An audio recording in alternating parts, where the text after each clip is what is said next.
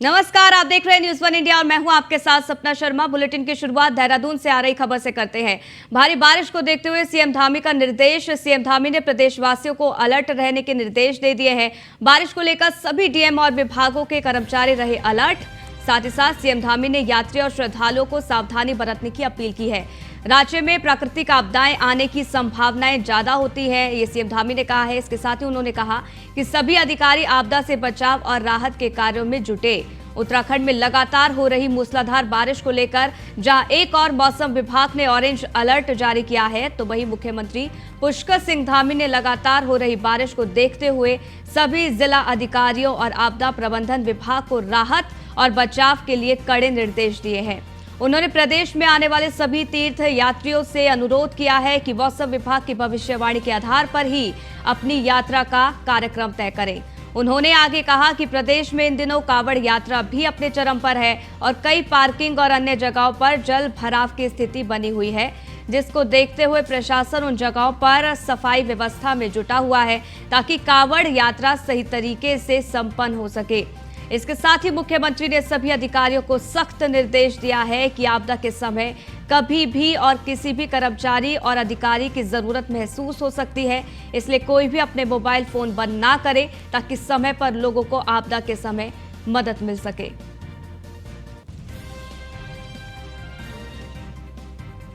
अधिकारियों को आप हमारे यहाँ पर चूँकि मौसम जब भी गड़बड़ होता है तो कई जगह पर भूस्खलन, रोड बंद हो जाना और अधिक वृष्टि के कारण से नदी नाले उफान पर आ जाते हैं।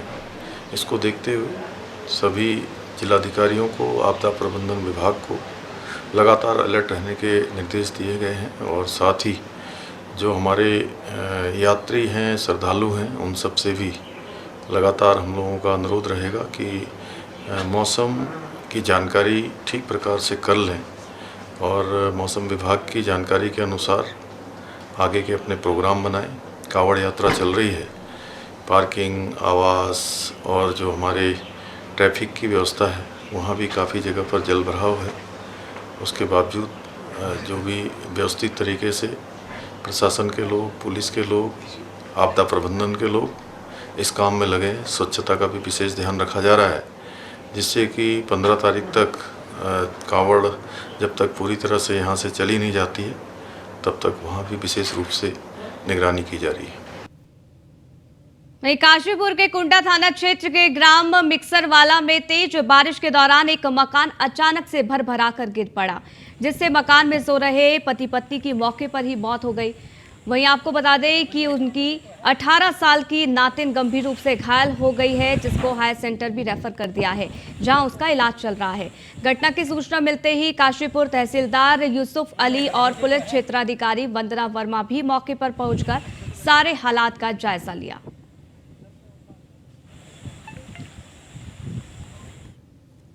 दिनांक 9/7/2023 की रात्रि की घटना है, जो अत्यधिक बरसात होने के कारण जो है ग्राम मिस्सरवाला में जो नसीर अहमद का मकान था वो मकान गिरने से नसीर अहमद और उनकी पत्नी मोहम्मदी उनकी मौके पे ही तत्काल मौत हो गई है और उसी में उनके साथ जो रह रही थी उनकी नाती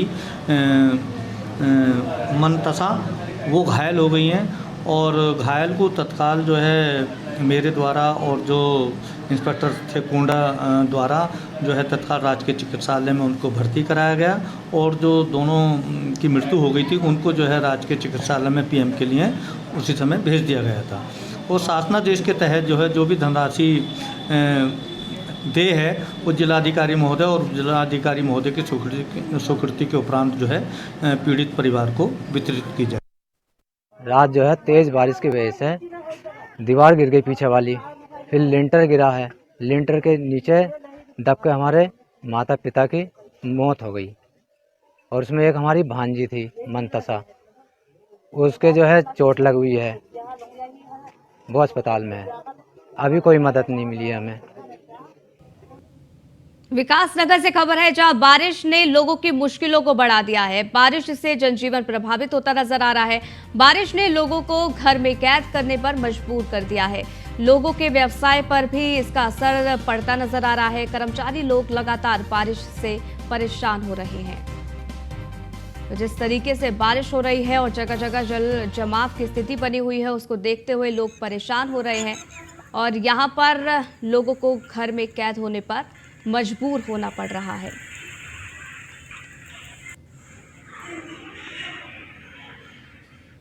वहीं हल्द्वानी से खबर है, जहां लगातार हो रही बारिश से आम जनजीवन पूरी तरीके से अस्त व्यस्त हो गया है। वहीं बरसात की वजह से नदी और नाले के जलस्तर में लगातार बढ़ोतरी देखी जा रही है। पुलिस और प्रशासन के लगातार अपील के बावजूद भी लोग जान जोखिम में डाल रहे हैं, नदी किनारे सेल्फी ले रहे हैं और नालों को पार कर रहे हैं। ऐसे लोगों के खिलाफ अब एसएसपी पंकज भट्ट सख्त होते नजर आ रहे हैं। उन्होंने जिले के सभी पुलिस अधिकारियों को नदी किनारे सेल्फी लेने या बेवजह घूमने वालों के खिलाफ कार्रवाई के आदेश दे दिए हैं।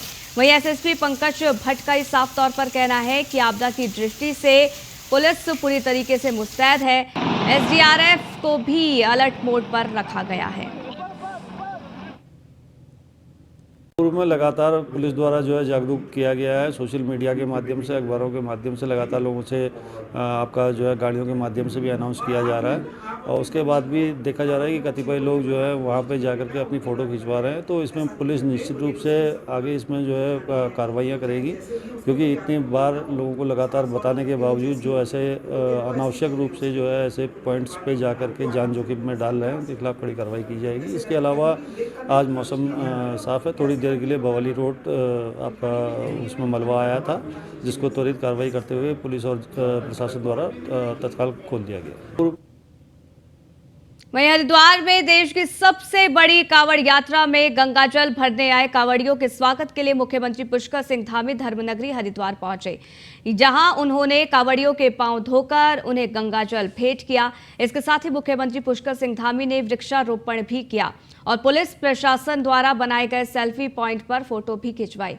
वहीं इस कार्यक्रम में हरिद्वार सांसद रमेश पोखरियाल निशंक, विधायक मदन कौशिक, आदेश चौहान, बीजेपी पदाधिकारी और कार्यकर्ता मौजूद रहे।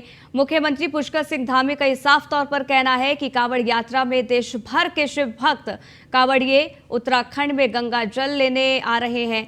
कांवड़ियों की बड़ी लंबी यात्रा होती है। कांवड़ियों की यात्रा अच्छी और आसान रहे, इसके लिए सभी तरह की व्यवस्थाएं की गई हैं। आपको बता दें कि सीएम धामी ने चारधाम यात्रा पर आने वाले सभी श्रद्धालुओं से अपील की है कि मौसम विभाग द्वारा दी गई चेतावनी का पालन किया जाए। पवित्र श्रावण मास में पूरे देश भर के शिव भक्त कांवड़िए हमारे हरिद्वार में आते हैं, उत्तराखंड में आते हैं, देवभूमि में आते हैं। लंबी यात्रा होती है, कठिन यात्रा होती है। उनकी यात्रा अच्छी हो, उनकी सरल हो, यात्रा आसान हो, यहाँ पर किसी प्रकार की परेशानी न हो। और साथ ही साथ हम उनसे यह भी अपेक्षा करते हैं कि जो प्रशासन के द्वारा, शासन के द्वारा जो एक गाइडलाइन बनाई होती है, उस गाइडलाइन का भी वो पालन करें। और पूरी तरह से आज हरिद्वार शिव भक्तों से पूरी तरह से भर गया है और लगातार यहाँ से जल ले जाने का सिलसिला जारी है। उत्तराखंड, देवभूमि, पूरा हरिद्वार इस यात्रा के लिए तैयार है। सबकी यात्रा अच्छी हो, सबके लिए मंगल कामनाएं हैं। अभी सभी यात्रीगणों को पहले से ही हमने कहा है कि मौसम विभाग की जो चेतावनी है या मौसम विभाग की भविष्यवाणी है, उसी को ध्यान में रखते हुए अपने आगे की यात्रा जारी रखें, क्योंकि अनावश्यक रूप से अगर कहीं फंस जाएंगे, कहीं पर दिक्कत होगी तो सभी को परेशानी होगी। इसलिए उस परेशानी से बचने के लिए जो यात्रा के प्रशासन के द्वारा जो भी चेतावनी दी जाती है, उसके मौसम के लिए उसके अनुसार ही यात्रा को संचालित करें। पवित्र श्रावण। वहीं देहरादून में उपनल कर्मियों द्वारा अपने स्थापना दिवस के अवसर पर एक कार्यक्रम का आयोजन किया गया। इस कार्यक्रम में बतौर मुख्य अतिथि उत्तराखंड के राज्यपाल लेफ्टिनेंट जनरल गुरमीत सिंह ने शिरकत की है। वहीं बतौर विशिष्ट अधिकारी, आपको बता दें, जो अतिथि थी वो सैन्य कल्याण मंत्री गणेश जोशी भी इस कार्यक्रम के दौरान मौजूद रहे। वहीं कार्यक्रम के दौरान पूर्व सैनिकों और उनके परिजनों को भी सम्मानित इस दौरान किया गया। खास तौर पर उन सैनिकों के बच्चों को भी सम्मानित किया गया जिन्होंने पढ़ाई और अन्य किसी क्षेत्र में अव्वल प्रदर्शन कर सैनिक परिवार का नाम गर्व से ऊंचा किया है। जब किसी परिवार का कोई बेटा जवान होता है तो परिवार के लोग छोड़ जाते हैं कि मेरा बेटा जवान हो गया है। और मैं सौभाग्यशाली हूं कि भाग्य एक पूर्व सैनिक के पास है। आज हमने एक अभिनव प्रयोग किया है। अक्सर देखने में आता है भी कोई भी हमारे कार्यक्रम होते हैं, हम वीर माताओं वीर नारियों को नमन करते हैं, प्रणाम करते हैं। अभी हमने सैन्य धाम में उनको प्रणाम किया, अभी कारगिल दिवस में करेंगे।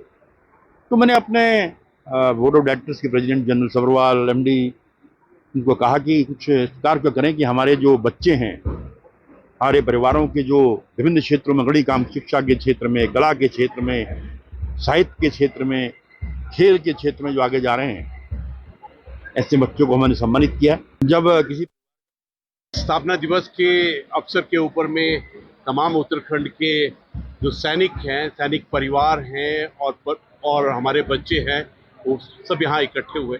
सबसे पहले जो हमारे बच्चों ने एक उत्कृष्टता और गुणवत्ता और अलग अलग कीर्तिमान हासिल किए हैं, उनको फेलिसिटेट किया गया। हमारे बच्चों ने पढ़ाई के मामले में, स्पोर्ट्स के मामले में बहुत बड़े कीर्तिमान किए हैं। और सबसे बड़ी बात क्या लगी कि हमारे बच्चों के अंदर में जो इंस्पिरेशन और मोटिवेशन है वो अलग लेवल का है। हमारे उत्तराखंड सैन्य परिवार के बच्चे जब ऐसे कहते हैं कि मैं ओलंपिक में गोल्ड मेडल लूँगा, मैं वर्ल्ड रिकॉर्ड बनाऊंगा, तो अपने आप एक इंस्पिरेशन सी होती है। वहीं देहरादून में कांग्रेस प्रदेश अध्यक्ष करण माहरा ने राहुल गांधी का समर्थन करते हुए केंद्र सरकार पर निशाना साधा। करण माहरा ने कहा कि केंद्र सरकार अपने खिलाफ हर उस आवाज को दबाने का काम कर रही है। राहुल गांधी सहित सभी बड़े नेताओं के खिलाफ इस तरह की कार्रवाई की जा रही है, जिसको लेकर केंद्र सरकार के खिलाफ 12 जुलाई को कांग्रेस प्रदर्शन भी करेगी। वहीं उत्तराखंड बीजेपी के प्रदेश अध्यक्ष महेंद्र भट्ट द्वारा दिए गए बयान पर कांग्रेस प्रदेश अध्यक्ष ने कहा, महेंद्र भट्ट बहुत हल्के व्यक्ति हैं और उनकी टिप्पणी पर मुझे कोई बात नहीं करनी है। इस देश में लोकतंत्र की हत्या हो रही है, अघोषित इमरजेंसी का सब माहौल है। जो भी सरकार के खिलाफ बोलता है उसके खिलाफ सख्त कार्रवाइयां अलग अलग तरीके से हो रही है, उनको प्रताड़ित किया जा रहा है। एक चुनावी भाषण में जिसमें नीरज मोदी इत्यादि जो करोड़ों हजारों करोड़ रुपया लेके हिंदुस्तान का भाग गए हैं, उस टिप्पणी को लेकर राहुल गांधी के ऊपर कार्रवाई हुई है और सर्वाधिक सजा दी गई है, उनकी सदस्यता छीन ली गई है। ऐसा लगता है बीजेपी किसी भी बड़े नेता को जो बीजेपी के खिलाफ मुखर है काम नहीं करने देना चाहती। और उसमें चाहे वो पत्रकार हैं, बड़े बड़े पत्रकारों की नौकरियां जाते हुए लोगों ने देखा है, जजेस के ऊपर दबाव देते हुए लोगों ने देखा है। वहीं नैनीताल नगर पालिका सभागार में हिमालयी क्षेत्रों में हो रहे भू धसाव को लेकर प्रदेश भर आए पर्यावरण विदों के साथ जागरूक नागरिक ने संगोष्ठी कर चर्चा की। गोष्ठी से जुटे जो पर्यावरण विदे हैं, उन्होंने जलवायु परिवर्तन और पहाड़ी क्षेत्रों में होने वाले भूधसाव की घटनाओं पर अपने अपने विचार रखे। आपदा संघर्ष समिति के अध्यक्ष ने ये बताया है कि गोष्ठी में वक्ताओं द्वारा सुझाए गए उपाय राज्य सरकार को भेजे जाएंगे और सरकार पर दबाव बनाया जाएगा कि पहाड़ों के विकास के लिए ठोस नीति तैयार हो। इस दौरान वक्ताओं ने ये कहा है कि पूरे जोशीमठ जैसे हालात नैनीताल में भी बन रहे हैं। वहीं बलिया नाले के साथ ही सड़कों में भूधसाव हो रहा है। उन्होंने ये कहा कि हिमालय में जो ढांचा खड़ा हो रहा है उस पर सरकारों को नीतियां बदलनी होगी, जिसके कारण पिछले कई सालों से पहाड़ खतरे में आ गए हैं। जोशीमठ के जो प्रभावित हैं आज भी अपनी मांगों को लेकर के, अपनी समस्याओं को लेकर के आंदोलनरत हैं। तो उस सवाल के बहाने हिमालय में जो विकास का ढांचा खड़ा हो रहा है, और ख़ास तौर पर हम देख रहे हैं जहाँ नैनीताल में हम बैठे हैं, यहाँ भी बनिया लाला वाला जो किस्सा है जहाँ भूस्खलन हो रहा है, तो इन सब सवालों पर बातचीत के लिए यहाँ नैनीताल पीपुल्स फोरम ने ये गोष्ठी का आयोजन किया।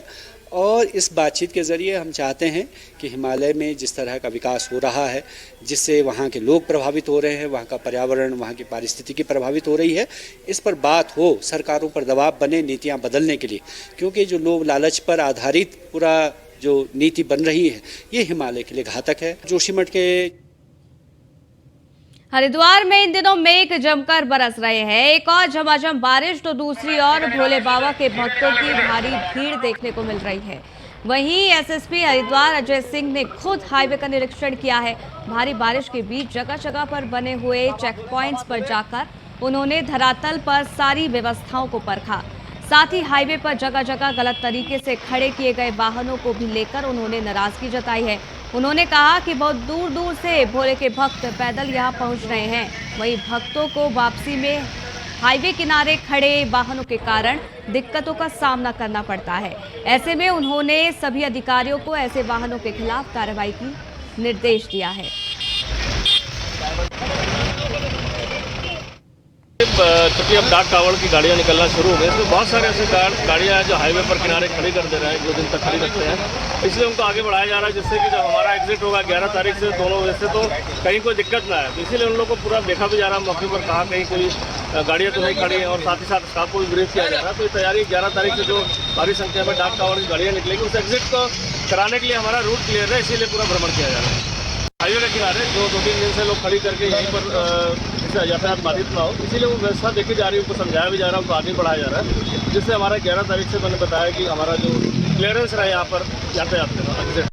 15 तारीख तक जो कांवड़ मेला शुरू हो गया, उसमें हम लोग अभी आज निरीक्षण के लिए उतरे हैं। इसमें चूँकि समय समय पर एक चीज़ देखने में आ रही है कि सड़क किनारे लोग वाहन लगा ले रहे हैं, जिससे यातायात बाधित हो रहा है। आज बहुत स्थलीय निरीक्षण करके इन चीज़ों को हटाया गया है। सभी को ये निर्देशित किया गया है कि आप अपने वाहनों को पार्किंग में खड़ा के अनावश्यक रूप से वाहनों को सड़क किनारे खड़ा कर यातायात बाधित न करें।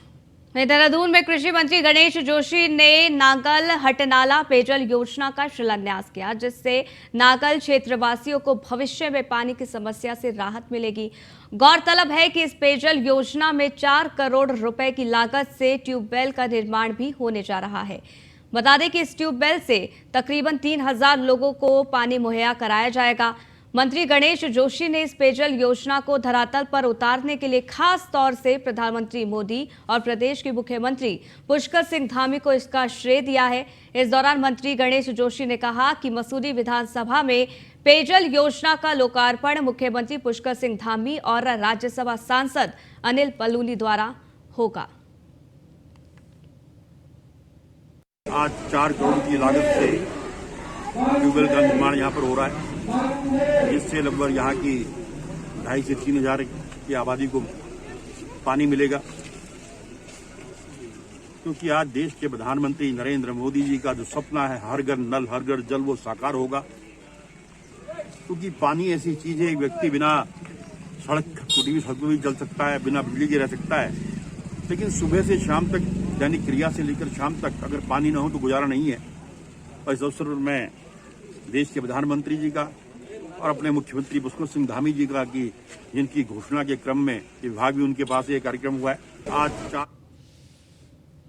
मसूरी में लगातार दूसरी बार सनातन धर्म मंदिर ने मधुबन आश्रम ऋषिकेश के सहयोग से भव्य जगन्नाथ रथ यात्रा का आयोजन किया। जगन्नाथ रथ यात्रा मसूरी के गुरुद्वारा चौक के पिक्चर पैलेस होते हुए मसूरी के गांधी चौक पहुंची। मसूरी में बारिश होने के बाद भी सैकड़ों की संख्या में महिला, पुरुष और बच्चों ने जगन्नाथ यात्रा में हिस्सा लिया है। मसूरी में जगह जगह पर जगन्नाथ यात्रा का भक्तों ने स्वागत भी किया। कई सामाजिक संस्थाओं ने यात्रा में शामिल श्रद्धालुओं पर फूल बरसाकर जगन्नाथ रथ यात्रा का स्वागत किया है। वहीं आपको बता दें कि चारों तरफ भगवान जगन्नाथ के जय घोष से पूरा शहर गूंज उठा। मधुबन आश्रम ऋषिकेश के परमानंद महाराज ने बताया है कि रथ यात्रा में जगन्नाथ जी के दर्शन करने वाले समस्त श्रद्धालु नाचते गाते भजन कीर्तन करते रथ यात्रा को रस्सियों से खींचते हैं। मधुबन आश्रम ऋषिकेश द्वारा बहुत ही भव्य रूप से जगन्नाथ जी की द्वितीय रथ यात्रा मसूरी में निकाली जा रही है। मसूरी के नागरिकों में, पर्यटकों में, श्रद्धालुओं में बहुत भावना है, आस्था है, और हम ये कामना करते हैं कि इस प्रकार की यात्रा जो पुरी में निकलती है जगन्नाथ जी की, वो मसूरी में निरंतर निकलती रहे। भगवान जगन्नाथ का आशीर्वाद हमें हमेशा मिलता रहे। कोई तन दुखी, कोई मन दुखी, कोई धन बिन रहत उदास, थोड़े थोड़े सब दुखी, सुखी हरि को दास। तो इस संसार में सभी दुखी हैं, सुखी वही है जो हरि की भक्ति करता है, हरि की सेवा करता है। तो ये भगवान जगन्नाथ जी अपने मंदिर से आए हैं और ये शहर में घूमते हैं जगह जगह पूरे विश्व में, और जो भी भगवान जगन्नाथ जी का कीर्तन करता है, रस्सा खींचता है या उसे कानों में हरि नाम जलता है, तो उसके सारे पाप, संताप, दुख, दर्द नष्ट होते हैं। नैनीताल में कुमाऊं विश्वविद्यालय के डीएसबी कैंपस में वार्षिक उत्सव गूंज में आपको बता दें कि शिरकत करने नेता प्रतिपक्ष यशपाल आर्य पहुंचे और इस दौरान यशपाल आर्य ने कहा कि देश का युवा हमारा वर्तमान और भविष्य है। इतिहास गवाह है कि युवाओं ने क्रांतिकारी परिवर्तन करने के साथ ही देश को नई ऊंचाइयों पर पहुंचाया है। युवा ही समाज की देश और दिशा तय करता है। उन्होंने ये कहा है कि उत्तराखंड के युवाओं में कठिन परिश्रम और सही दिशा में आगे बढ़ने की जरूरत है। आपको ये बता दें कि कार्यक्रम के दौरान कॉलेज के छात्र छात्राओं ने कई रंगारंग कार्यक्रम प्रस्तुत किए, जिसका डीएसबी कैंपस के छात्रों ने जमकर लुत्फ भी उठाया।